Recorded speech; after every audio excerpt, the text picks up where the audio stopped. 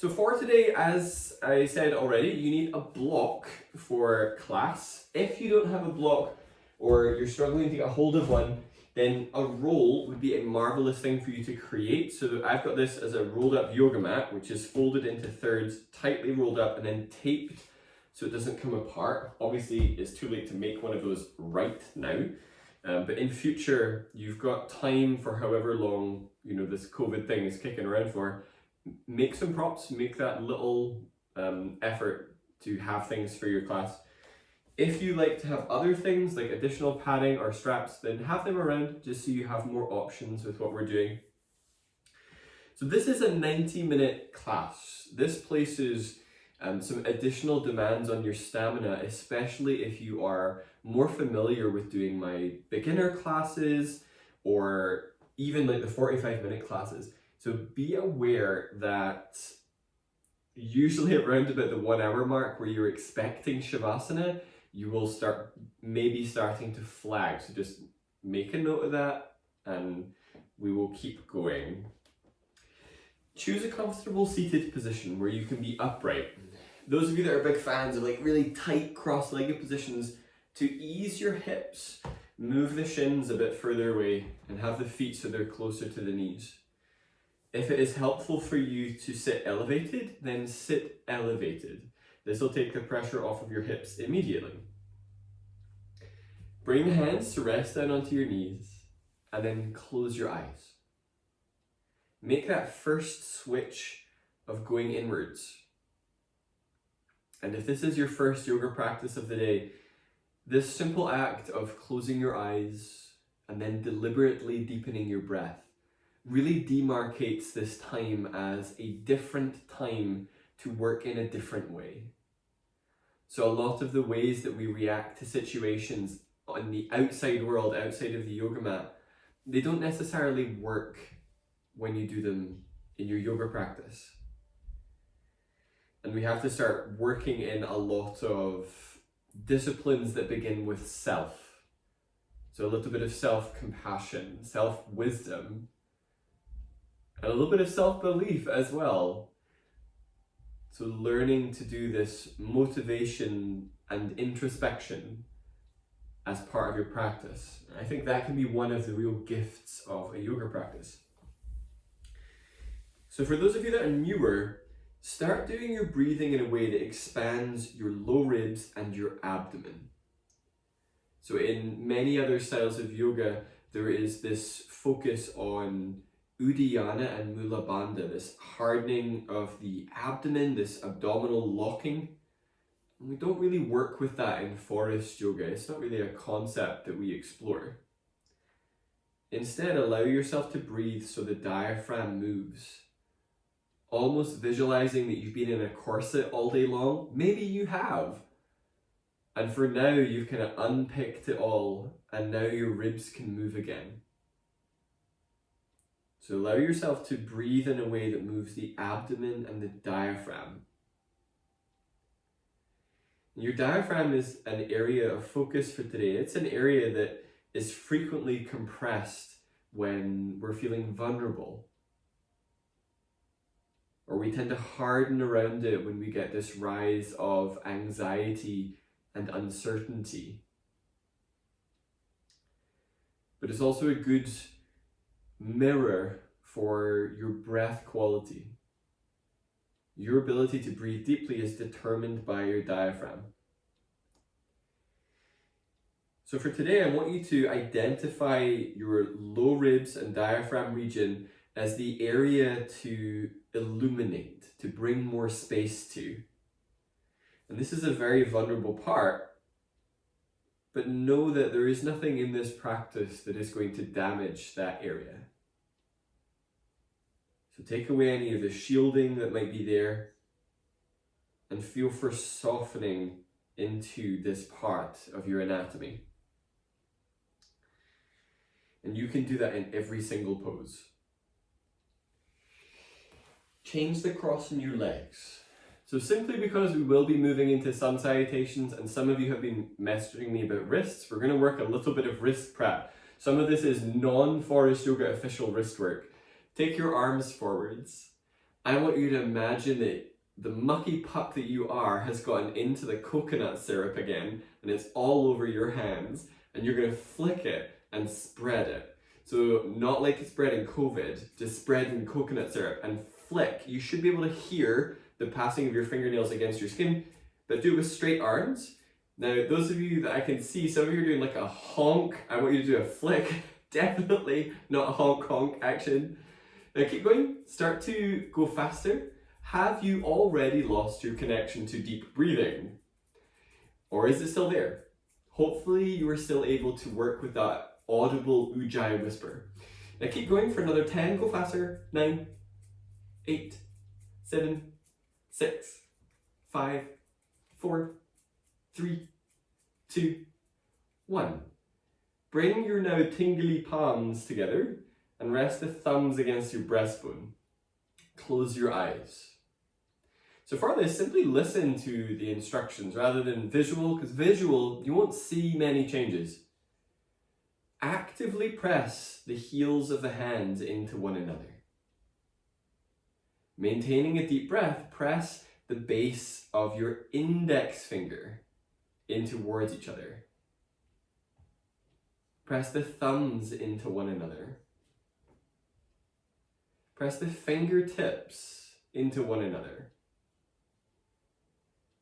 Press roughly the base of the middle finger into one another and the pinky edge of the hand into one another without losing what's happening around the thumbs and the rest of the contact points. Aim to press the soft flesh at the center of your palm in towards each other. So we're starting to create some tension around the shoulders, but also creating a little bit of awareness in your wrists. Now I want you to notice with this press that the forearm bones are actually working really actively, and as soon as you shift your hands forwards, everything kind of pops out of alignment. So if you move your hands forwards, it will undo. From this place, take your hands out to the side, bring your thumbs down, wrap your forefingers around your thumbs, and do a pouring action with your wrists, squeezing your hands about 60%. So aiming to get that stretch coming up over the radial edge of the wrist. Inhale, turn the palms so the palms face out. Curl the forefingers down, thumbs go over the top, and then drag your knuckles down towards the ground. Squeeze the hands a little bit just so you can get a bit of feedback from your wrists. Inhale, relax the hands, switch the cross and legs another time. Take your arms out to the side. Make fists with your hands. So this action is called kite hawk, then we're modifying it.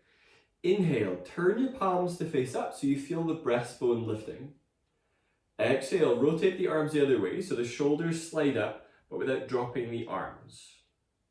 Inhale, roll the palms to face up, lift the chest up. Ideally, the head isn't flim-flamming forwards and back. Exhale, rotate the arms. So you're trying to get your elbows to point up, shoulder blades will come up. Inhale, turn the palms to face up. At the same time, reach outwards with the arms and squeeze the hands. Exhale, roll the arms the other way. Continue the action of reaching outwards as the shoulders right up.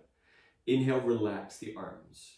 So now working more contralateral, so the one side will be going up, one side will be going down, and the aim is to create a little bit of torque in the chest as this happens. So take the arms out, what a lovely break you just had.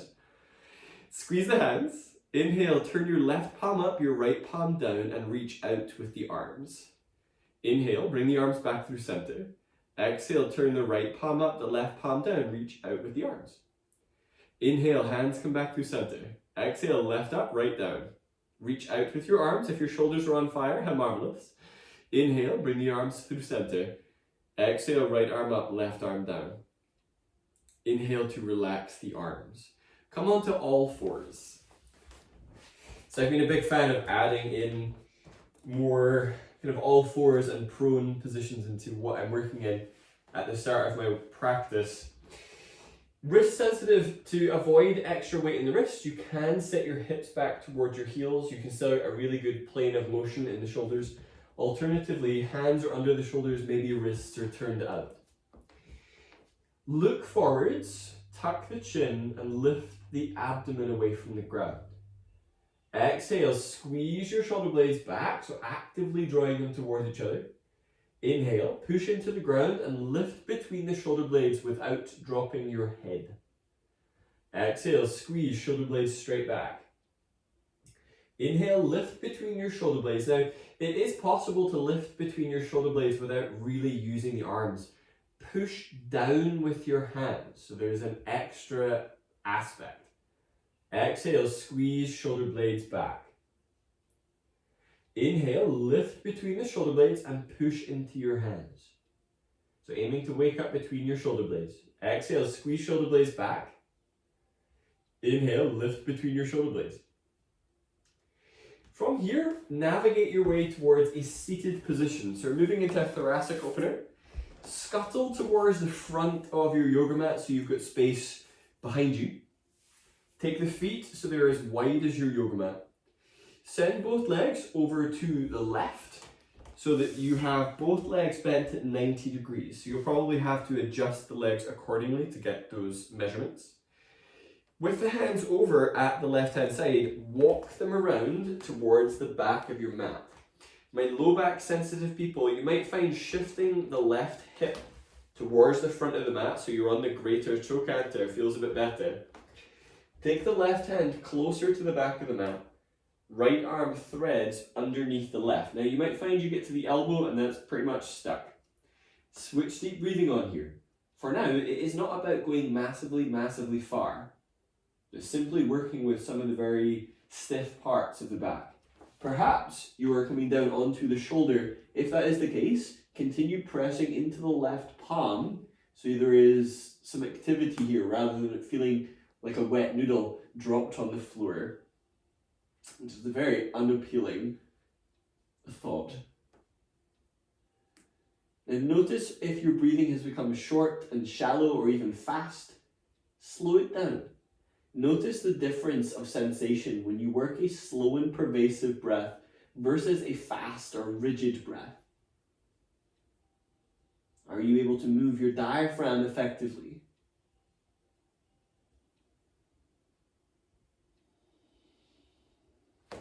Inhale, press into that left palm, bring yourself up. Bring the knees up through center. So it's not the most glamorous one to come out of. Send the knees over to the right. Polish up the ankles so legs are at 90 degrees. Hands are coming over to the right. Walking the hands around towards the back of the mat. Take the right hand further towards the back of the mat. Left arm threads underneath, maybe down onto the elbow, maybe coming down onto the shoulder. This one can feel quite frustrating because it can be very sticky in the mid to upper back. So especially if you're very flexible, you might find your lower back is happy to move, but the rest of it, maybe not so much. Come back to that steady breath. Can you breathe in a way that creates a gentle expansion around your diaphragm? And with the usual feel of online classes, practicing that self-discipline and discernment. What feels good? What needs to happen? Maybe putting your right elbow down helps. But does that make it passive? Who knows? Maybe it's different for you. Inhale, wriggle yourself up out of there. So you bring yourself up and around. Oh, it is a bit of a beast in. Come back onto all fours. So a little bit of forwards and back. Turn your fingers outwards so they point back. Grip the floor with your fingertips. So you're feeling fingertips are pressing down, and then also shift the weight into the base of your fingers. Feel for how far you can sit your hips back without locking out your elbows, but also without the heel of the hand lifting. So it might not be much. Those of you going into this really fast, like, maybe you've been watching the movie Speed too many times, but do this slow. Like, you ain't in a rush. You're not going to get to Shavasana by doing your wrists in quicker. But sit with this. Also, how terrible is like the premise for the movie Speed? I'm just putting it out there. Keanu, you let us down. Inhale, release your grip on the floor, bring yourself up from there and give your wrists a little bit of a roll. So especially if you're not used to doing wrist preparation stuff. Now you're coming into bridge next, but with multiple variations, and I mean multiple.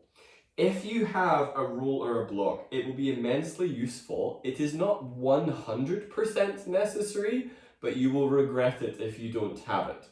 I want to show you what the stages are first. We're doing them a little bit out of sequence deliberately to create different openings before going into the deeper one. So I'll show you what these are. The first part is working in bridge for a few breaths before going anywhere. Taking the roll or the block out from the inner thighs and taking it underneath the sacrum. Ideally, it needs to be set at the tall level. As soon as you start working down here, the lower back has no opportunity to decompress. It's usually fully collapsing. Part one is working with the knee in at the chest, maybe using your hand, and gradually working the leg straighter. I would be more interested in your leg being this straight than randomly being straight and over here. So if your hamstrings are tight, work with a leg bend and begin to develop the strength in your quadriceps. So that is piece one. Piece two, the foot hooks over the thigh, coming into more of a back release pose. The left thigh is reaching towards the front of the mat. We will then repeat all of that onto the other side. Once we have done that work of getting into your quadriceps a little bit more, working half Virasana with one difference. In this Virasana, your toes are tucked under rather than being pointing towards your head. This allows, when you press down through the heel, that you can actually deepen into the quadricep. It feels a bit counterintuitive. If you know that you're more mobile in your hips, you'll probably try and drift the knees apart to get away from the main area of stretch in the quadricep. Some of you will then lift the opposite knee up to create some additional stretch.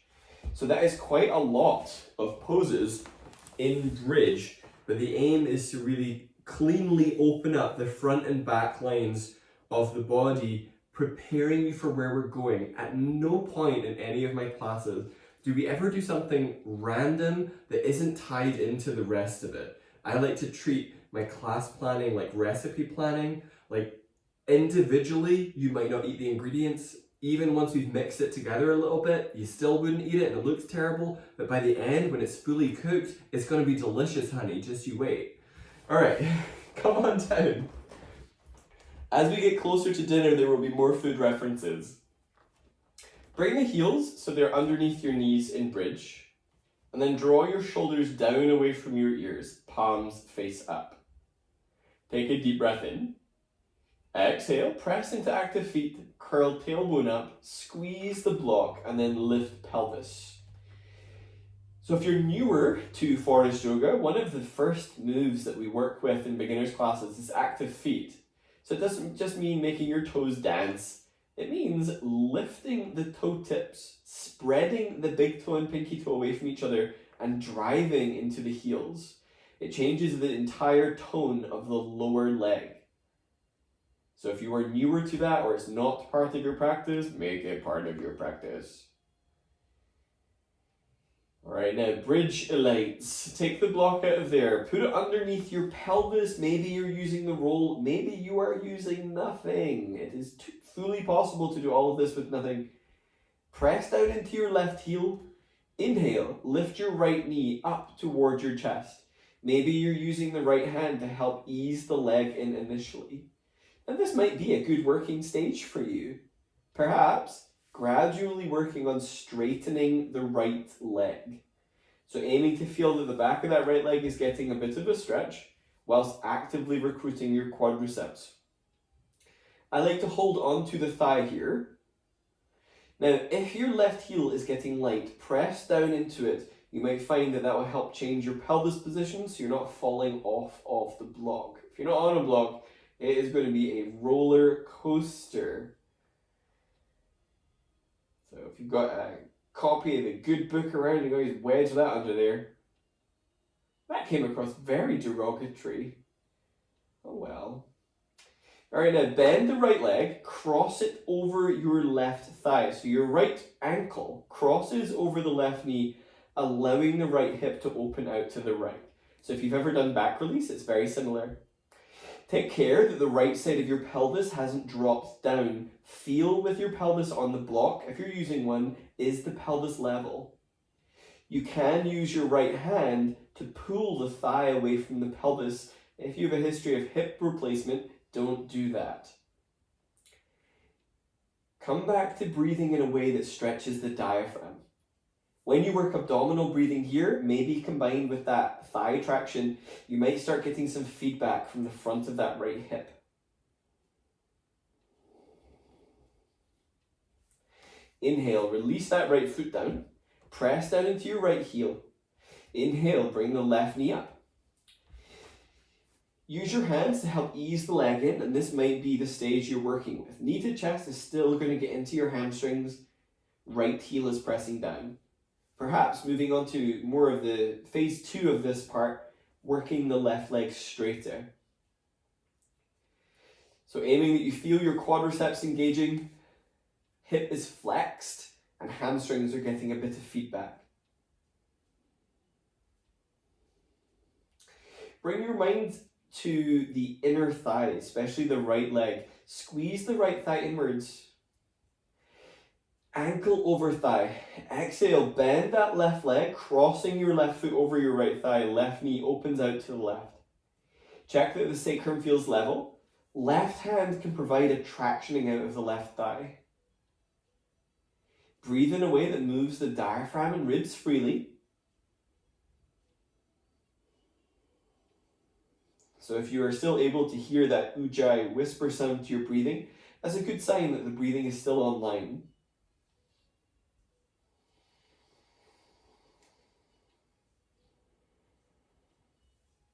Inhale, release that left foot down. Now press into the feet. If the block has moved around, readjust it. Moving into half virasana. Exhale, bring the right heel back close to your butt, toes tucked, and begin to press down through your right heel. Now if the foot isn't back very far, then the heel press doesn't do much.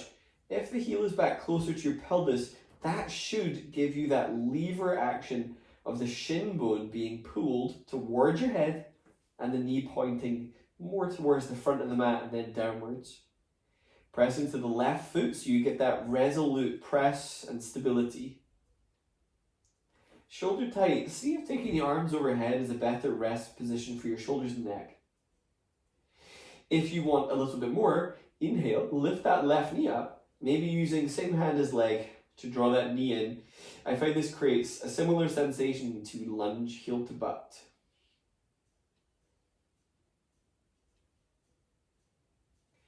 Alright, change legs. So swap that around, reset the feet, both feet are down, press into your right foot, exhale, bring the left heel back closer to your butt. Toes are tucked, heel begins its gradual start at pressing down, and then lift, maybe the right knee is coming up. If you are working with, well actually if you're in half virasana and you're using the block, if you take your hands to the near side of the block, so near side being the bit nearest to your head, push on the block and it can affect a back traction, which feels really delicious. So the block kind of presses the sacrum and moves it away from your ribs. So if your back has been feeling very compressed, even that small amount of traction can feel really fabulous. Inhale, release the right leg down if you lifted it. Release both feet. Lower your hips down. Alright, now you have been in bridge for ages. Tentatively, bring your knees into your chest, but knees wide. Make circles with the knees, so you're not massively flexing your back by pulling the knees in, but simply moving your hips around and persuading your SI joint that it's okay and they are willing to continue, hopefully. Alright, your abdominals for today are gate opener, so there'll be another one after that. Grab your roll or your block, put it to your inner thighs, and then clasp your hands behind your head. Bring your legs up, so your legs are either straight up or bend your legs 90 degrees so you can work with a flexed foot, working this for the entire position. This will take the pressure off of tight hamstrings. Alternatively, legs are up.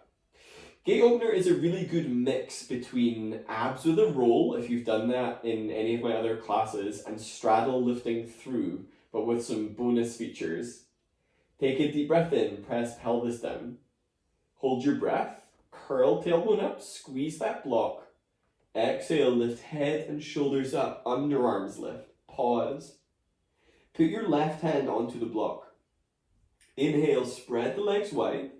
Reach out through inner thighs. Exhale, curl your tailbone up. Press your pelvis against the block. Press your block against your pelvis. Pull the belly down. Inhale, bring legs back up. Left hand behind your head. Head down. If your legs are straight, flex your feet. Deep breath in. Hold the breath. Press the top rim of your pelvis down. Curl tailbone up. Squeeze block. Exhale, head and shoulders lift. Underarms lift. Belly down. Right hand goes on the block. Inhale, straddle the legs wide. Exhale, curl, tailbone up, lift head and shoulders up, belly pulls down. Inhale, bring legs back together. Right hand behind the head, head down. Hold your breath. Curl, tailbone up, squeeze block. Exhale, lift head and shoulders up. Underarms lift up towards the ceiling, pull belly down. Put your left hand onto the block. Inhale, straddle the legs wide. Exhale, curl your tailbone up, reach the thigh bones away from the pelvis, pull belly down. Inhale, legs come back together, left hand behind the head, head down, flex the feet. Deep breath in, hold your breath, press pelvis down, curl the tailbone up, squeeze that block or roll. Exhale, lift head and shoulders up, pull belly down. Right hand onto the block. Inhale, take the legs wide, reach out through heels. Exhale, curl your tailbone up, lift head and shoulders up, belly down. Inhale, legs come back through center. Hands behind the head, head down, legs up, point the feet, toes spreading. Deep breath in. Hold your breath, curl tailbone up, squeeze that block. Exhale, lift head and shoulders up. Pause. Curl tailbone a second time, squeeze the block more, belly down. Put your left hand onto the block or the roll. Inhale, straddle the legs wide. Exhale, curl your tailbone up, lift head and shoulders up. Curl tailbone a second time, belly down. Inhale, legs come back together. Head down, feet down. Okay, remove roll or block. Roll onto your left hand side. Use your arms to come up. And then use your left hand on the side of your head, lifting your head up so you're moving with a relaxed neck. Now you might have noticed I said, yes, there was going to be another abdominal, but it isn't happening right now. Oh my gosh, it's almost like an episode of Scooby-Doo where you have to remember who did what by the end.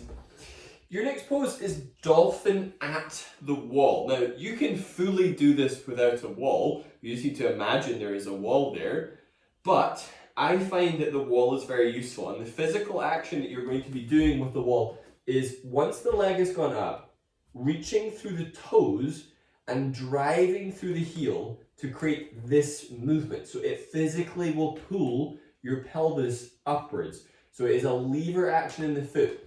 If when you get to it, you are already fully levered, you're not going to get anywhere. So you need to really be aware of that point and flex. Oh my gosh, it's almost like why we did it in the abdominal. Do you get how, like, do you get how I do this now? Okay, get yourself to the wall. And I'm letting you know right now that there is a surprise element to this pose, Dolphin at the wall. Come down onto your elbows. So positioning wise, you're a shin distance away from the wall. Elbows are under your shoulders. Grab the upper arms to measure the elbow distance. So you're thinking elbows are under the shoulders, if not slightly narrower, and then clasp your hands. Important note if you're new to this type of work, this is not a headstand. If your head is on the ground, you might have sunk down between the shoulders. We're aiming for that lift up protraction in the shoulder blades. Okay. Inhale, lift and spread between the shoulder blades. Relax the neck without dropping it. Exhale, squeeze chest muscles. Tuck toes, lift knees up. If your heels are touching the wall, move just a wee bit further away from the wall with your feet. Inhale, lift your butt up towards the wall. Exhale, bear down through your forearms. Neck is relaxed, so it's a different neck release position to where you were when you started. Inhale, lift the left leg up the wall, but aim to get your toes pretty high. So the leg can still be bent, but you're thinking the foot is in a point position. Exhale, drive the heel up, so you're now moving towards a flexed foot and seeing if that helps pull you a little closer to the wall. Switch deep breathing on.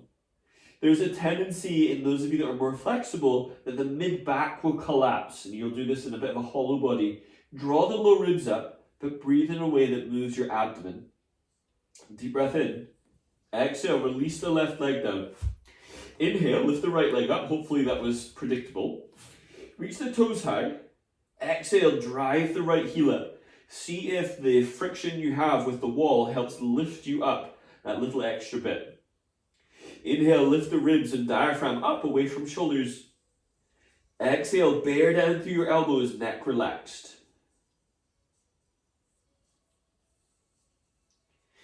Inhale, set the feet down, set your knees down, and then sit up. You're moving into shoulder shrugs between sets. So there's a set number 2. Take a deep breath in. Hold your breath, bring your shoulders straight up, straight back, squeeze them. Exhale, drag your shoulder blades down. Inhale, spread in between your shoulders. Exhale, squeeze middle part of shoulder blades back, drag shoulders down. Inhale, spread into the back, this time palms face up. Exhale, squeeze shoulder blades and elbows towards each other, pull shoulders down. Relax the arms. All right, now for stage 2, I want you to watch the demo for this. If stage 1, with your discernment, your self-discipline, your self-compassion felt like it was absolutely plenty, even slightly too much, then you're repeating the first round that we did. Alternatively, from where you started, you divide the distance between your elbows and knees by half. This makes for a very tight dolphin and an even tighter leg up on the wall. The difference, if you are repeating stage 1, is that during your time with the leg up, you will be doing 2 rounds of Uddiyana, which is deep breath in, big exhale, holding the breath, and getting the diaphragm to move. And in this case, positioning wise, the diaphragm is going to scoop down. So if it feels like your eyes are going to fall out, that is the general idea. Okay, set up against the wall. Oh, your eyes shouldn't fall out. If you've got glaucoma, don't do this, for goodness sake. All right, come down onto your elbows. So same setup, grabbing upper arms to measure the elbow distance. If you wish to work this really challenged dolphin, bring the elbows back. So you're taking them back half the distance. Requires a fair amount of hamstring flexibility. Inhale, lift up between shoulder blades. Exhale, squeeze chest muscles, tuck toes, lift knees up. So in dolphin for a moment, you might find you're in dolphin and the only thing you feel is regret. Maybe you move back to the original. Inhale, lift the left leg up. Exhale, drive the heel up, and then do 2 rounds of Uddiyana. During the Uddiyana, lift your butt.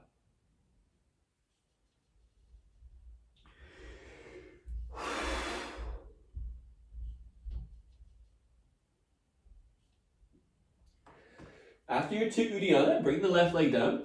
Inhale, lift the right leg up. Take care your left heel isn't wedged against the wall so much that you're actually slightly cheating with putting the weight into the heel on the wall. So 2 rounds of Uddiyana.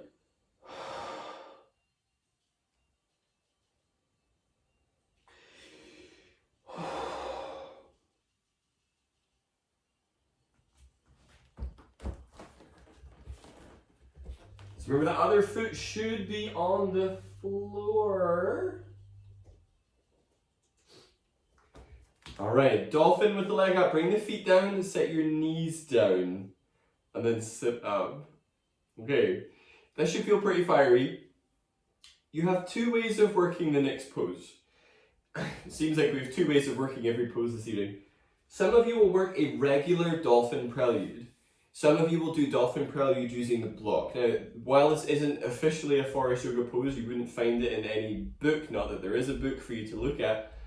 I don't think that a pose needs to have a new name when you just simply add a prop to it. So that's all we are doing, is changing the height of one piece. So where you're heading, Dolphin prelude is done with the palms together and the elbows about 6 inches in front of the line of the shoulders, forehead down, and then bending the elbows to allow the underarms to come down towards the ground. So it is a gentle chest opener.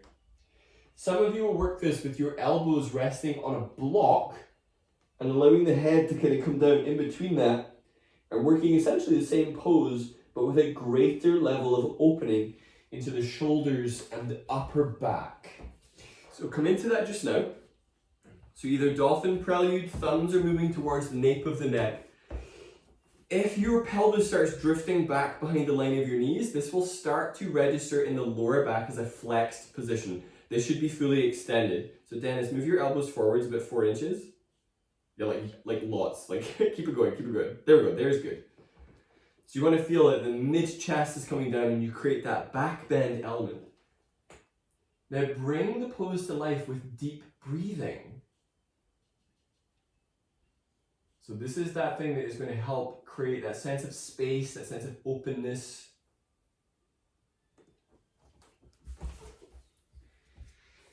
If you're doing, well, either version, if you're actively pushing your hands together, let them relax a little bit. So it's less of a super fiery press. Inhale, release the arms, bring your shoulders over your elbows. Come up to an all fours position. I strongly recommend, if you like to pad your knees, you pad your right knee now. Step the left foot forwards, coming up into more of a 90-degree lunge. So not necessarily looking for extreme depth at this point, but more switching some of our foundations on. Right leg is pointing straight back, hips and shoulders square forwards. Exhale, tuck tailbone down. Actually, untuck your tailbone. So if you're unfamiliar with tuck tailbone down, think about your butt, the bones of your butt pointing down towards the ground. It's a bit of a scoop. Grab your right sit bone, so the bottom of your bottom. You sit on these parts. Do the action tuck tailbone, but then do the other action of aiming to squeeze your right sit bone towards your left. It changes the level of engagement. Keep that. Do not change anything else, but try to squeeze your right leg towards the front of the room. So you should feel that you're getting more isometric contraction in that leg. Take a deep breath in. Exhale, lower into your hips a little, maintaining every piece of engagement that you had. Inhale, lift. Chest up. Exhale, lower. So at no point is there a cue for relax the tuck. Inhale, lift. Exhale, lower. Inhale, lift. So not about depth. Exhale, lower. Inhale up. All right, change legs. So we're simply persuading the legs to do what they will be doing during a sun salutation, rather than assuming the sun salutation will have time to look after them. Left leg is pointing straight back, square your hips and shoulders forwards. So the more that I'm practicing at home and the more time I have to myself, the more I am getting a feel for warming up the range of movement, or really actively working with the range of movement before then working dynamically with things like sun salutation. Exhale, tuck your tailbone down, grab your left sit bone and feel for that additional squeeze, left sit bone squeezing towards the right. So you're engaging the head of the hamstring, but it will also give you a wee bit of recruitment on your adductors inside of that left leg. Bring both hands onto your right thigh. Deep breath in, chest lifts. Exhale, ease down into your hips a wee bit. Inhale, lift. So it's 5 dips essentially. Exhale, lowering. Left thigh is squeezing towards the front. Inhale, lift, and it still is, even in this return position. Exhale, lowering. Inhale, lift. So you'll probably feel it starts to undo a wee bit of the tuck tailbone. Exhale, lower. Inhale, lift. Exhale, lower. Inhale, lift. Okay, come out of there. We're moving through sun salutation, alternating with moving B series. So some of you know that as Surya Namaskar and Surya Namaskar B.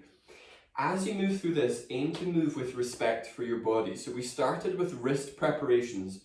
If you feel during Chaturanga that Chaturanga isn't working and you know other ways of getting to low Cobra and Cobra, find a way there that isn't going to aggravate your wrist. One of the things that you can do when you step back into plank, instead of doing this and lowering, which might be the thing that's aggravating your wrists, press the hips back towards child's pose, roll through, and assemble your Cobra positions from there. So you might find that that sort of rolling forwards and back works really well. Some of you might do it so that you're taking the weight and bearing the weight on the fists.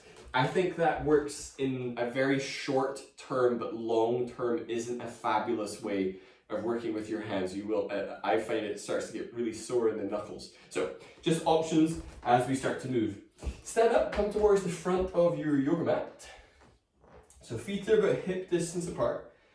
Drift your thigh bones back and then do the action of tuck pelvis down. So you're thinking butt moving down towards your heels. Sit bones are moving down towards your heels. So those ischials are moving down. Stretch your rib cage up and be aware, are you registering rib cage as the front of your rib cage, or can you also include the back of your rib cage? The back of your diaphragm is as worthy of your attention as the front. Bring your hands together. Do that isometric press of palms towards each other so it feels very powerful. So we start sun salutation with a very different energetic. Inhale, bring the arms up, lift chest. Forward bend, exhale. Lunge, left leg steps back, knee down. Inhale, bring the arms up. So if you did that as a jump back, this is like the Iyengar Surya A. Plank. Exhale, hands down. Step the feet back. Untuck your tailbone. Bend elbows and lower down to the ground. Low Cobra. Prop up on your elbows. We're taking time here. With the elbows under your shoulders, do a pulling action. So if your hands are under your elbows, trade your hands for your elbows. Elbows down. Inhale. Pull with your hands so your elbows lift. So the arms are out in front. Aiming not so that you can lift your chest, but instead that you can bend your arms and almost set your low ribs on the ground, shoulder blades down. So this isn't the only way to work low Cobra, but it is generally the way I work them during sun salutations. Downward facing dog. Exhale, hands come underneath the elbows, tuck toes, lift knees up. Lunge. Inhale, left foot steps through, right knee goes down. Inhale, bring the arms up. Squeeze that right leg towards the front of the mat. Forward bend. Exhale, step forwards, neck relaxed. Inhale, scoop your chest forwards, come all the way up. Exhale, hands together at chest. Keep the feet hip distance. Chair. Inhale, bend the legs, reach the arms up. Forward bend. Exhale, hands flat. Halfway lift, keep the hands flat. Scoop your ribcage forwards, chin tucks. Plank. Exhale, step back. Bend elbows, shoulders away from the ears. And instead of low Cobra, we're working Cobra here. So hands are underneath the elbows. Bring your shoulder blades up towards your ears and then begin to roll them down your back. Pull with your arms. So the same energetic. Hands are squeezing towards the back of the mat. Tuck your chin but lift the back of the skull for a wee bit of extra upper back recruitment. Downward facing dog. Exhale. Without doing a leg lift, inhale, step your left foot through between your hands. If you want to really start working your core, do that without popping your wrists up. It is a filthy habit. Inhale, bring your arms up. So we're in a high lunge. Plank. Exhale, hands come down. See if you can do the reverse step back without popping your wrists up as well. Bend elbows and lower. That's where you feel those legs are heavy and feet sticky. Cobra. Inhale, scoop the chest forwards and up, shoulder blades down. Downward facing dog. Exhale. High lunge. Inhale, right foot steps through. Inhale, bring the arms up. Scoop ribs forwards and up. So mechanically, a lot has to happen to get that foot to step through between the hands. Worthy of your attention. Plank. Exhale, hands down. Think about lifting your butt as you pull the foot back. If you don't, the leg isn't going to come back very willingly Exhale, bend elbows. Cobra. Inhale, articulate the chest forwards, shoulder blades are drawing back. Downwards facing dog. Exhale. Have a look in front of your hands. Halfway lift. Inhale to step or glide towards the front of your mat, scooping the chest forwards. Forward bend. Exhale. Inhale, scoop the chest forwards and up into chair. Exhale, hands together at chest. Step the feet hip distance apart. Inhale, reach the arms up. Tuck tailbone down and send the breastbone forward. So a wee bit of a back bend. Forward bend. Exhale. Lunge, right leg steps back, knee down. Bring the arms up. Actively squeeze your right thigh towards the front of the mat. Plank. Here's another one of those step or drag backs. Step it back. Bend elbows and lower. Low cobra. Arms are forwards. Inhale, pull with your arms. So we're getting greater pose variety by adding in low cobra and cobra variations. Downward facing dog. Exhale, tuck toes, lift knees up. Lunge. Inhale, right foot steps between the hands, left knee goes down. Bring the arms up and feel for squeezing your left thigh bone towards the front of your mat. Forward bend. Exhale, hands down. Step forwards, neck relaxed. Inhale, chest goes forward, standing all the way up. Exhale, hands together at chest. Chair. Inhale, bend the legs, reach arms up. Forward bend. Exhale. Halfway lift. Inhale, lengthen into the upper back. This works better with bent legs and hands down. Plank. Exhale, step or hop back, bend elbows. Cobra. Inhale, ripple the chest forwards, lifting the skull. So especially if you're staring at a screen that's down low, don't forget to lift your head. Downward facing dog. Pike the hips up as you do that transition, either stepping or rolling over the toes. Now without a habitual right leg lift, high lunge. Inhale, bring the right foot through. Inhale, bring the arms up. It's much harder when you're not using momentum to do all of the work. Plank. Exhale, hands down. Stepping back, bend elbows. Cobra. Inhale, lengthen the chest forwards. Lift up through the back of the skull like somebody's picking you up by your scalp. Downwards facing dog. Pike the hips up. High lunge. Inhale, left foot steps through, bring the arms up. Strongly tuck, tailbone down. Plank. Exhale, hands down, stepping back, bend elbows. Hopefully these are still nice and tidy. Cobra. Inhale, lift the chest forwards. Downwards facing dog. Exhale. Now listen up, we're moving into 3 pose vignettes. Stay in down dog.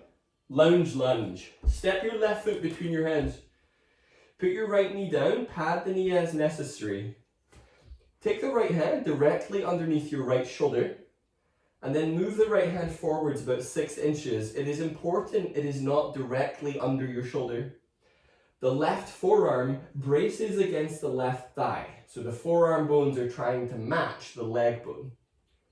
Pivot your right hip down towards the ground, allowing your right shoulder to slide up. So it's okay for it to be in this elevated position.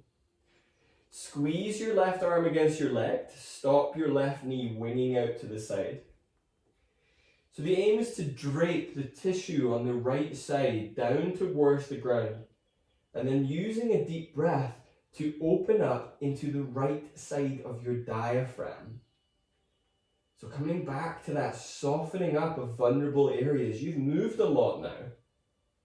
Is this area more willing to move or soften? And if it isn't, are you willing to keep exploring sending your breath there?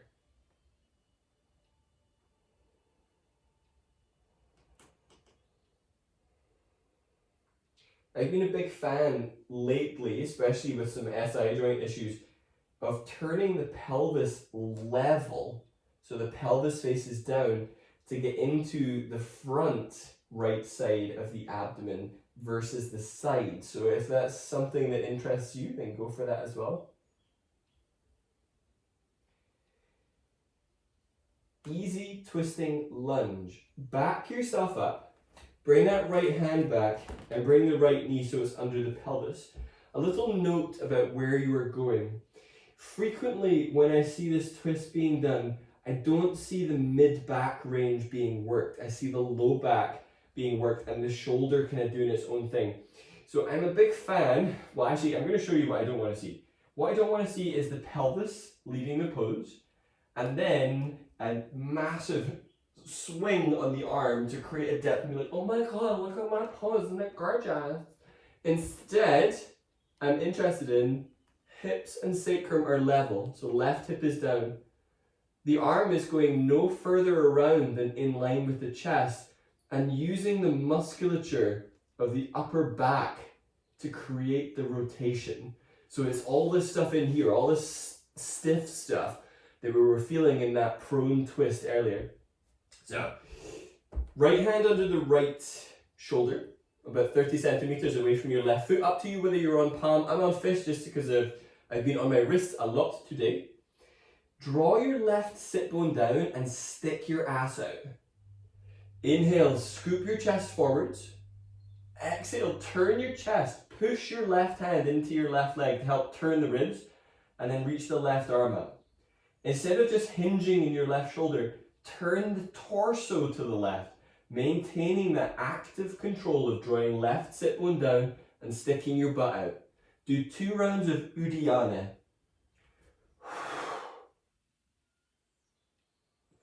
So in a class about diaphragm, you were going to get a lot of diaphragmy things.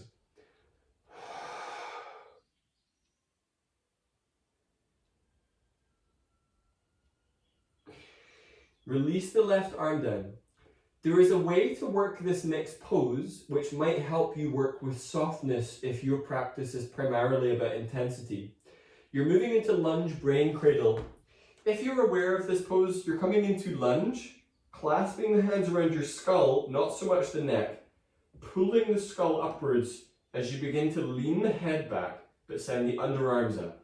A really sweet variation, if it works for you, is to essentially lower the left sit bone onto a block and focus on the work in the diaphragm lifting, the underarms going forwards, and the neck being traction. It feels rather delicious. So that's an option for this one.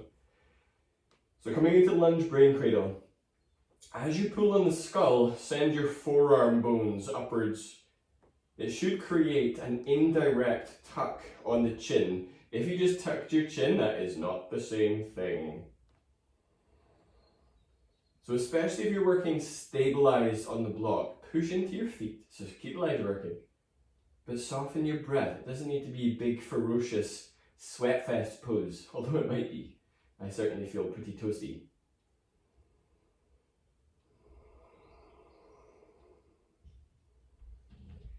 Inhale, release your hands down, remove the block, step your feet back, and then lower down onto your abdomen. Take your hands wider than your yoga mat. Now, as a general rule of thumb, especially with 2 key SI joints and low back stuff, this leg unclog or hip unclog is really great to work in every little back bend we do, and there will be many. Inhale to lift the left leg in its entirety. Exhale, turn your left kneecap towards your right knee, reach the leg back, and then put that leg down. Inhale, lift your right leg. Exhale, turn the right kneecap towards the left kneecap, reach it back and put it down. So it should feel like the pelvis and thighs are sitting in a different position. Exhale, tuck your tailbone towards your heels, press into your feet so your kneecaps lift, and begin to pull with your hands. Create the initial lifting action in the upper back and lift the skull but tuck the chin. Now you can stay here and work the shoulder blades the entire time, or take the hands off the mat. Take a deep breath in. Exhale, squeeze shoulder blades back. Inhale, spread in between the shoulders, back stays lifted. Exhale, strongly squeeze shoulder blades back. Inhale, spread in between the shoulders. Exhale, squeeze shoulder blades towards each other, elbows towards each other.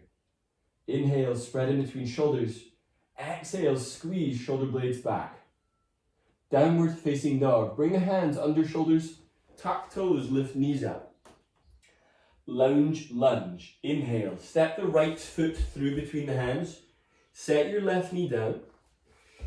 Now positioning wise, left hand starts directly under the shoulder and then moves forwards about 6 inches. Right forearm braces against the right thigh, so you've got that brace. Some of you might have learned this in flow classes where the foot turns out. This is not that. Toes point forwards. Control the outward rotation in the thigh. This is not an outward hip opener. Pivot your left hip to the left, so there is a pose that's like that, but it is simply just not this one. Left shoulder slides up, left hip hangs down. So it is as if you were replicating part of a suspension bridge. Left shoulder is the high point. Left knee, maybe thigh, is the low point, and your ribs and pelvis are the cable hanging down. Breathe in a way that speaks to left side low belly. The breath is to wash really in a big way past the diaphragm. So if it's very rigid, that's going to be challenging. Find a way that you can relax your neck. If you prefer, you can pivot your pelvis so it faces downwards to stretch into the front of that left hip. So my psoas-y toothy people, that might be a good spot for you. If your SI joints are easily aggravated by twists and hip openers, pelvis facing down is a great version to do here.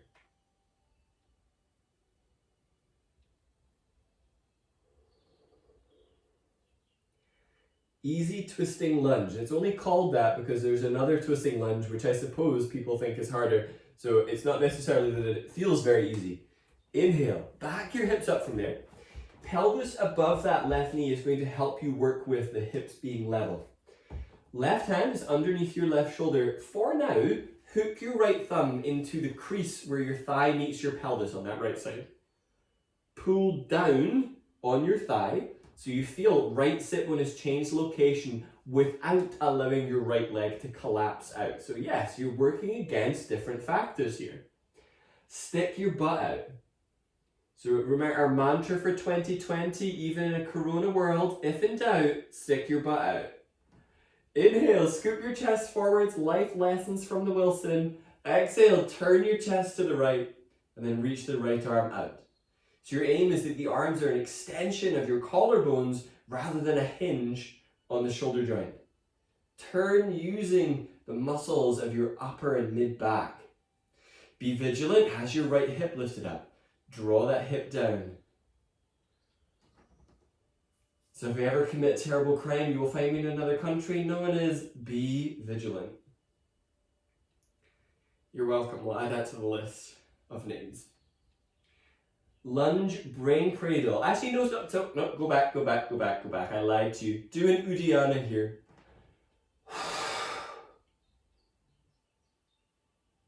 During the Uddiyana, lengthen the ribs forwards. All right, lunge, brain cradle. Now it's for reals this time. Lower your hips towards that front heel. Maybe you are putting the block underneath your right sit bone, so that's an option. I like to do this after two pretty involved physically poses. Interlace the fingers behind the skull. So not your neck, you want to get the hands a little further up. Inhale, pull your skull up towards the ceiling. Exhale, wrap the elbows in towards one another. So it's similar to a dolphin preparation in the arms. Inhale, send your breastbone forwards, underarms forwards and up. So your forearm bones, currently it is the underside, the ulna. Send the ulnar blades upwards. If you can make your breathing soft, do so. Maybe it switches to a gentle in and out through the mouth here.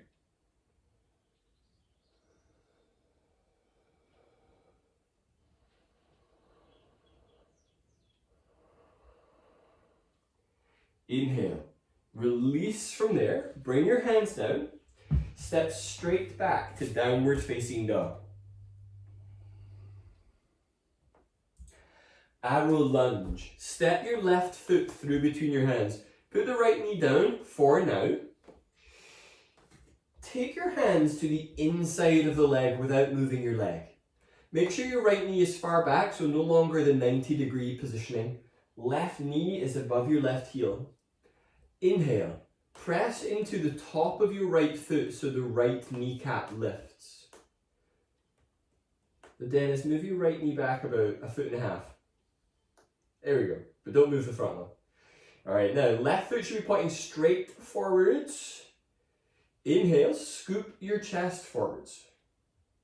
Exhale, tuck tailbone down. So this is very much the entry level. Maybe you climb up onto your left leg. So you're creating this sweeping curve. Maybe the arms are lifting up. If your arms are up, draw the hands towards the back of the mat. This is a pose to connect to the strength of your legs, and you'll feel it. If you've lifted into crescent lunge, lower your ass down. Eventually, you will sit on your own left heel with your left sit bone. So not crescent lunge, it's a different beast. If I wanted a crescent lunge, I would have just said crescent lunge, right?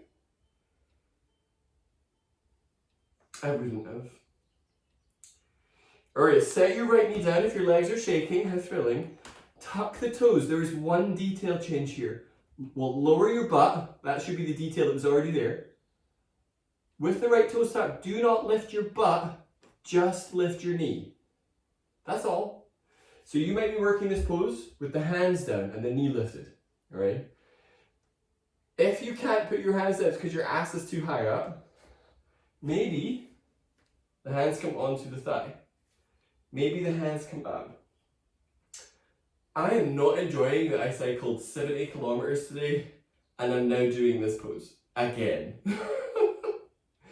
It was part of my practice already and my legs feel like a spaghetti monster. So with the pelvis low, tuck tailbone down and drive your right heel to the back of the room. So big quad opener.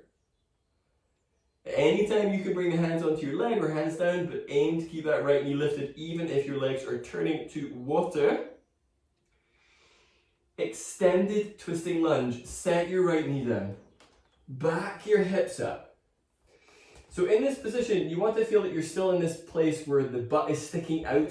When I see people do a lot of twisting poses, I see a lot of spinal flexion. Then I see a side bend and then the arm position. No twist has actually happened. So what I want to see first is lengthening through the hips. So sit bones pointing back. You might find that repeating the easy twisting lunge from earlier works. Some of you will hook the elbow to the outside, but still aim to turn the chest, not the pelvis. Now this was extended twisting lunge. Some of you will take more of the arm to the outside, reaching the hand down, and feeling for the same rotation as the easy twisting, but significantly less easy. So come on in. Maybe your right hand is to the inside, repeating the pose from earlier. Maybe hooking the elbow and stacking the hands. Maybe you're hooking the entire arm to the outside of that leg as you reach the left arm up.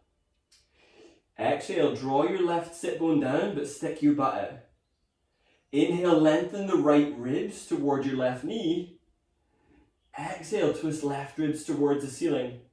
So especially if you've gone deeper in the twist, are you able to breathe in a way that brings softness to the diaphragm?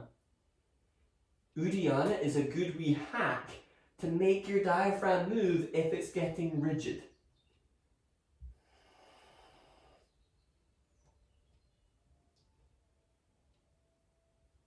Inhale, release. Set your hands down, step your feet back. Grab the front of your yoga mat, tightly roll it up, and pull it back about 1/3 of your mat. That is going underneath your belly button and then propping up on your elbows. Work those sacral adjustments by turning the knees in. Exhale, tuck your tailbone towards your heels. If the rolled up mat is touching your pelvis, it should be almost pretty much underneath the navel. Inhale, pull with your arms to lift the elbows for low cobra. And see if, with a pulling action, the low ribs can move closer to the ground. So your aim is to stretch around the diaphragm, to massage into the abdomen, but it's active. So my elbows are close to the ground, but they're not on the ground. Parts of my forearms are, but they're not weight bearing, they're just down. Maybe I have droopy forearms. So your aim is to feel a definite forward pulling action. Take a deep breath into the abdomen. Exhale, relax your abdomen. Lower down, bring the hands back under shoulders, unroll your yoga mat, and then come back into downward facing dog. Arrow lunge. Inhale, step the right foot through. It would be marvelous if I forgot about this. So it's a wee note in this arrow lunge. So if you were doing it as crescent lunge, you will be trying to go up here. It is emphatically not that. You are trying to go down here. So when I said eventually you're sitting on your own heel, once your leg flexibility is kind of at that point, then your right thigh is coming down close to your right ankle. So start with your hands to the inside of your right leg. Left leg points straight back, right toes are straight forwards. Lower your pelvis and tuck your tailbone. Use your arms to help unfurl the back by scooping the chest forwards. Press into the left foot, lift the left knee only, do nothing else. So if you lifted your ass, that is a different action. So your aim is to discern, did you lift your knee or did you lift ass? From here, climb up onto your right leg. So you might find hands down is your stage. Maybe hands on thigh is your stage. If your hands are on your thigh, aim to have the chest and pelvis level. Maybe you're bringing the arms up and bringing the arms towards the back of the mat. Now, arrow lunge, I'm never sure if it's meant to look like a loose arrow or whether it's meant to be that your back leg has been shot by one. Whichever one it is, both feel real. Use deep breathing and potentially exhales through the mouth to shift any tension that you might be bringing in around diaphragm. Inhale, release your hands down. Tuck the left toes. Remember, part 2 is almost worse. Lift the left knee only. So toes are tucked, knee is lifted, pelvis is still low. Hands can be down, hands can be on the thigh, or bring the arms up. Inhale, lift the ribs and diaphragm away from pelvis, even if that means going forwards. If your arms are up, wrap shoulder blades towards the underarms. Press down into both feet.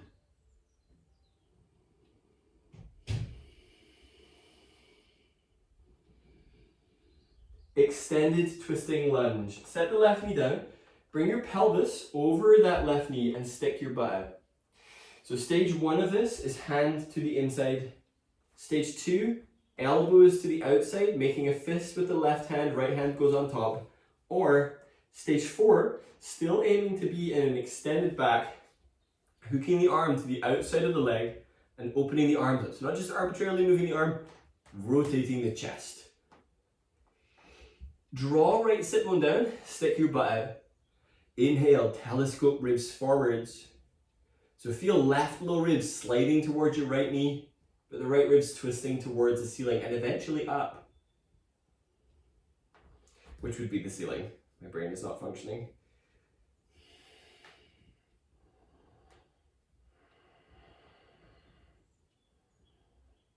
All right, release the right arm down. Take your hands down. Step straight back into downward facing dog. Lunge heel to butt. Inhale, step your left foot forwards, put the right knee down. There are a few strategies. Is there any pose I teach you where there isn't a few strategies? So the entry point on lunge heel to butt is to come up into the 90-degree lunge and bring the heel in towards the butt, focusing on lifting the chest up. If you feel that that's creating some issues for the patella, if you lower, you can get onto the soft tissue above the knee and work the heel to butt there, turning the chest forwards. The aim here isn't that you need to absorb another lunge. I think you've had enough lunges. It is this quadricep heel to butt, just like we did in Hardening. So if this pose is challenging for you, sometimes accessing your flexibility via a twist to get that heel to butt will allow you to get into the quadricep without overloading the knee, the lower back, or even your grip capabilities. So come into a lunge heel to butt. I'm giving you free rein to feel how can you get a quadricep stretch. If none of them are working, come into a regular lunge and do a lot of work on tucking your tailbone down. Lunge heel to butters, square the chest forwards.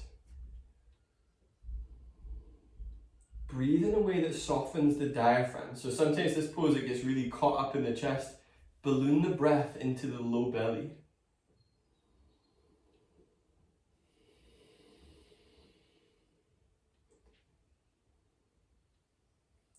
Pidgin backbend. Release the right leg. Set your left shin. Now, those of you that usually do this pose at a 90-degree angle because it's a deeper pose, when we start navigating the realm of backbends, it doesn't make sense. Tuck the right toes and move the hips back towards where is comfortable, and hands pull in the direction of your legs to help lengthen the chest forwards. You might find you need to go further forwards to create a less intense backbend.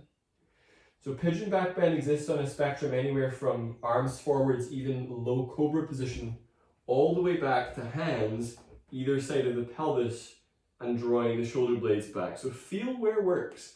I like to have my right toes tucked because my legs like to rotate out to the side, and this keeps them well behaved. Tailbone is tucking down, chest is going forwards. If it feels like a strong day, and you will know, then the hands can come off the floor. Emphatically do not do pigeon forward bend. We're working successive layers of back bending.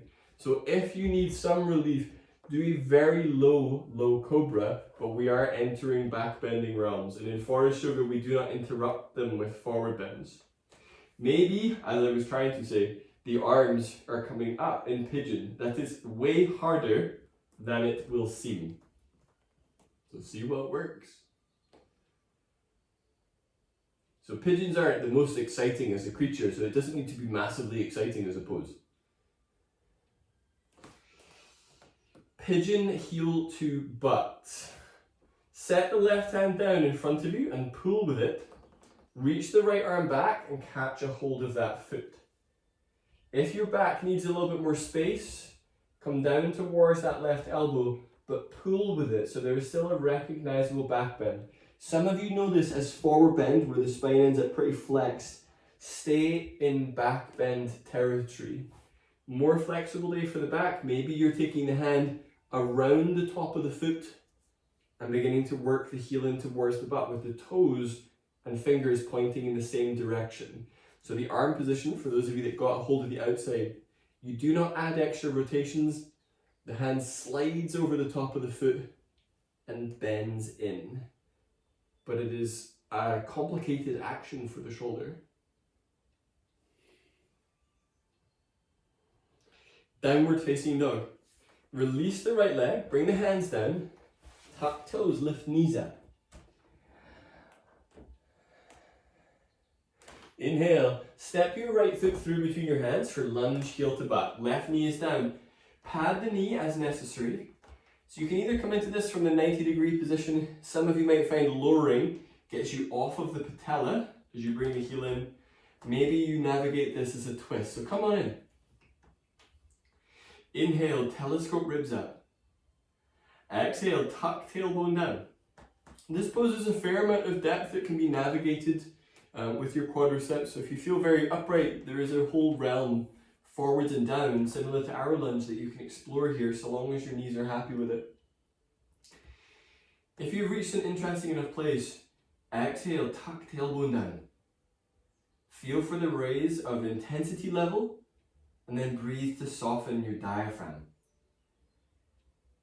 So think, everything we've been doing has been about this forward and back plane of motion in the legs, deep quadricep work. So this is all stuff that is essential when we move into poses like wheel, dancer, single leg back bends like that. Pigeon back bend. Release the left heel to butt. Remember, it will be coming back. Setting up the right shin for pigeon. You might find, knee sensitive, that putting a block or a roll underneath the sit bones here gives you a good base to work without too much weight coming into the knee. If your aim is to get your pelvis lowering, the block might simply be too hard to put under there and it won't have enough give. I very much doubt when you got your block it was shaped to your exact dimensions, needs and requirements. If it was, correct me. So pigeon back bend, arms are pulling to assist the chest coming forwards. Even if your arms have moved further back, squeeze them back so the chest goes forwards. Shoulder blades are easing back. Now, as always with the things we've been working today, we've been looking at lifting through diaphragm. Lift that entire cylinder, that entire disc up away from your lower back. Pigeon heel to butt back bend. Right hand is down in front, however far away it needs to be. Bend the left leg and catch a hold of that foot. So even if you're slightly opened out to the side to get into the quadricep, I'll take that. Endeavor somewhat to square back off. Maybe drawing the left heel in, hand to the inside and turning the fingers around in the same direction as the toes. So there's a much stronger configuration for the shoulders, quite odd. So the hand goes, it starts on the outside with the thumb pointing down. So if you're learning this for the first time, do not add any extra rotation, simply slide your hand over your foot, so now your thumb points up. The heel of your hand goes onto the prominent bone on the top of the foot, the cuneiform, and then draw in, spinning your fingers to point forwards, ideally not crushing your toes. So it's an odd grip. So it's more of a pointed foot than a flexed foot. Inhale, release that foot down, press back into downward facing dog. Your time there is going to be brief. Inhale, set your knees down. I did tell you your time there would be brief. Pose-wise, you're moving into dancer, so avoid doing any little forward bends at this point. We're still navigating into back bends. For dancer today, some of you will do this with one arm, some of you will do it with two arms, is play sensibly. I very much recommend using a wall for this if you know that your depth is usually dictated by bending forwards from your waist. So if you go to bar classes, it's called a penché. So we're not looking for penché. So what I see a lot is people lift the leg and then this happens. All right, so actually no additional back bending has happened. What I'm interested in happening is the chest staying exactly where it is, the foot is pressing back, and then scooping the chest up. So I'm not tilting the pelvis. I'm still doing an effective tuck down. So this is a very fiery pose. So you're welcome to try that. Secondary option with the grip is palm facing outwards, holding the inside of the heel so you get that additional chest opener. If it is a more flexible day, then you're playing with the wall another time. So this time we've already navigated the wall facing, now we face away, and you're working bridge, one foot on the wall, 2 breaths, and then maybe wheel, 1 foot on the wall. The foot that is on the wall has to do a very strong press. I'm going to show you this super quickly so we can get into it. You want to get into it? So it starts off, feet at the wall, knees are pretty much at the wall. Foot goes onto the wall and pressing into that foot to help lift. So there's a very strong press here. When navigating into wheel, hands are coming alongside the shoulders. Allow the elbows to go out to the side. Don't fight them to stay inwards. From this place, pressing, taking a foot up onto the wall and pressing with that foot to move the shoulders over the hands. That's quite strong. You might find that that's where you stay, where you do 2 breaths per side. If it's a party day for you, press, take the leg over, leg long, and bring it around from there. Those are very fun.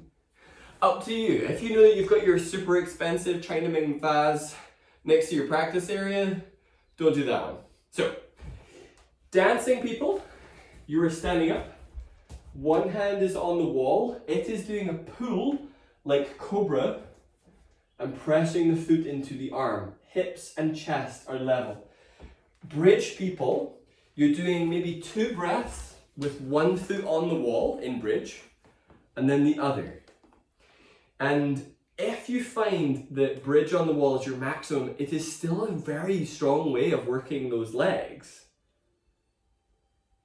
So especially if wheel feels complicated. Take care when you get to wheel that the leg that is on the ground hasn't externally rotated.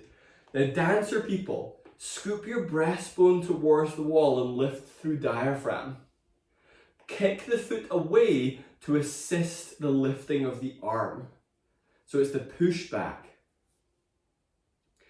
If you're transitioning from bridge into wheel, do both arms first rather than both legs first. Otherwise you end up in a very different creature. Dancers, if you're on side number 1, switch to side number 2. Alright, now if you're doing wheel, you are lifting one leg up and it feels almost impossible to flex your hip in such an open position in the front body, but it is possible. You're putting that foot on the wall and pushing with it. It changes where the weight is, so hopefully you're feeling the weight coming over your hands. If you do not feel like your shoulders are over the hands, the kickover won't work. So Dennis, I would bring your feet down and bring your hands closer to the wall, about 3-4 inches. Just because it's a little bit shy of it, just a little. Otherwise, you kick off and you land straight onto the back of your neck and it is never fun. Even if you love that kind of thing. All right, dancers, bring yourself back. So wheel people, you've got another shot at this. Dancers, come back, put the block to your inner thighs and come down onto your abdomen. You're going to do a little bit of low cobra with the block or roll. So giving yourself a bit of an opportunity to unwind. So if you're in wheel, you've got like a few more seconds to play. Alternatively, when you are finished, come down into this low cobra. Block is at the inner thighs and using that as a focus point. Now, if you squeeze the block first, you won't be able to tuck your tailbone. So relax the legs, tuck your tailbone first, then squeeze the block. Inhale, pull with your arms so the elbows lift. If you're looking for depth here, I'm more interested in space as we unwind the lower back. So maybe arms further forwards. All right. So wheel people definitely finishing up. Low cobra people, set your elbows down, bring your hands under your shoulders. Now, earlier on, I made you a promise. I made you a promise that there was more abdominals coming your way. And here they are. Come down onto your back. I can make a promise way better than my ex-husband. Alright, I'll hopefully get over that one day. So, come down, abdominals with the roll or the block. Do this with your legs definitely bent, so knees above hips. If your back feels punky, bring the knees more above your abdomen. Interlace the fingers behind the head, elbows close. Deep breath in. Hold your breath, curl your tailbone up, squeeze the block. Exhale, lift head and shoulders up. Pull belly down. Inhale, lay head down. So that's the normal order of events in Forrest Yoga. Now we're changing it. Hold your breath, squeeze block first. Exhale, curl tailbone up, lift head and shoulders up. Squeeze the block a second time, belly down. Inhale, head down, so that extra squeeze to relieve the SI joints. Hold the breath, squeeze block. Exhale, tailbone up, curl head and shoulders up. Squeeze the block a second time, belly down. Inhale, lay head down. Hold your breath in, squeeze block. Exhale, tailbone up, curl head and shoulders up. Squeeze the block a second time, belly down. Inhale, head down, last one. Hold the breath, squeeze block. Exhale, tailbone up, curl head and shoulders up. Squeeze the block a bit more, pull belly down. Inhale, lay head down. Set feet down. Remove the roll or the block. Now, you can either go straight into Shavasana, final relaxation pose, or if you would like 1 or 2 extra poses, take that. So in a 90-minute class, our Shavasana is thorough, so it's a full 5 minutes. So if you want to take maybe 1 or 2 extra poses, maybe back release or laying down spinal twist, take that now. At the end of Shavasana, I will bring you up. So don't worry about that.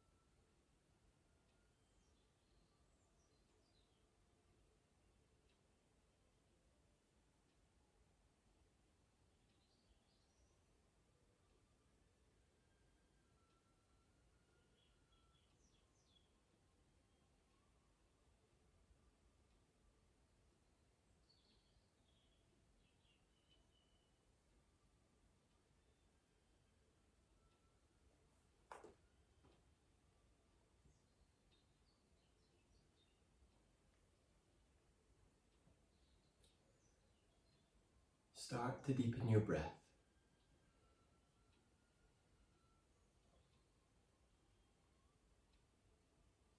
Soften the quality of your breath, feeling for any hardening around your diaphragm and persuading it to soften.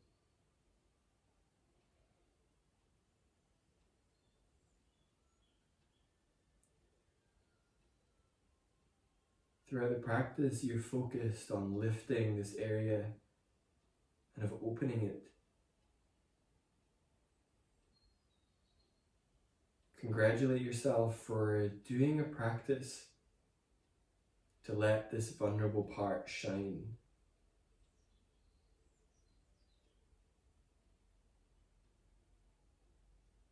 Take some movement into your fingers and toes. Bend your legs and set your feet to the floor. Taking your time, roll to your left and use your arms to come up from the ground towards seated where you are. And once you are up, bring the palms together and press the palms together so you get that tangible connection that we started with.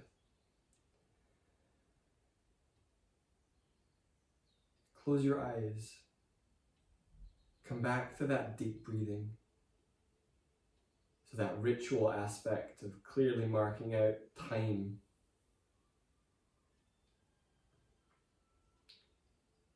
So the word yoga means union or to tether together.